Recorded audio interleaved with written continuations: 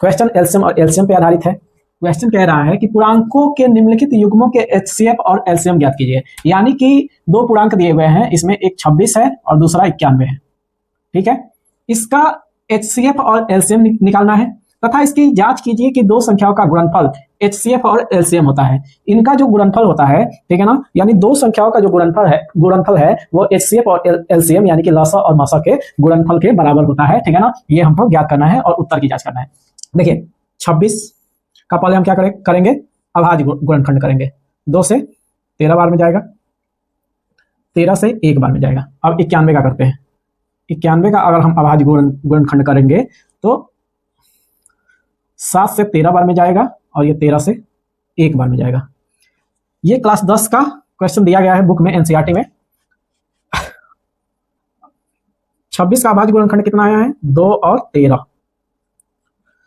91 का कितना आया है, 7 और 13।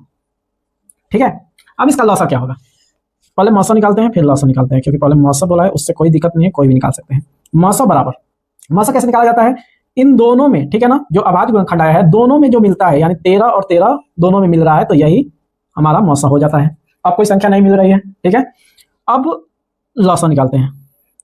अगर लॉसा की बात की जाए तो जो मिलता है पहले उसको लिख लेते हैं, यानी 13, फिर सिंगल कौन है, 2 है, फिर 7 है, यानी जो बचा रहता है उसको लिख लेते हैं। ठीक है, अब देखिए, अब ये मौसा तो 13 हो गया, लेकिन लॉसा के लिए इसमें गुणा कर देंगे, तो 13 गुणे 7 दूनी 14। अब 13 में 7 से गुणा कर दीजिए, 13 में 7 से गुणा करेंगे तो यहां गुणा कर लेते हैं, 13 14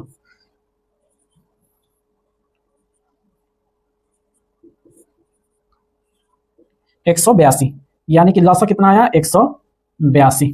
ठीक है, लॉसा कितना आया, 182। अब देखिए मौसा आ गया 13, यानी कि एचसीएफ आ गया 13 और एलसीएम आ गया 182। ठीक है, अब यहां लिखेंगे जांच।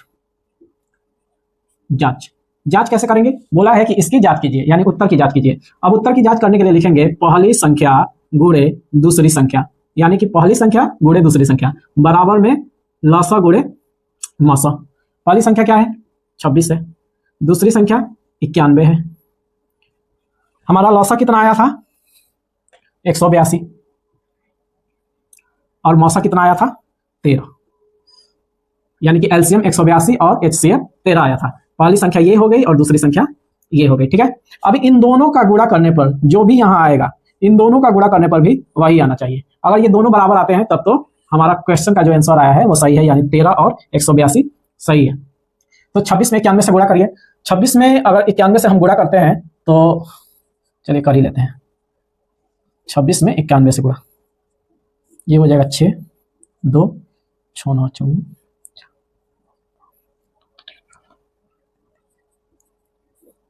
6 6 3 2, यानी कि ये आ रहा है 2366।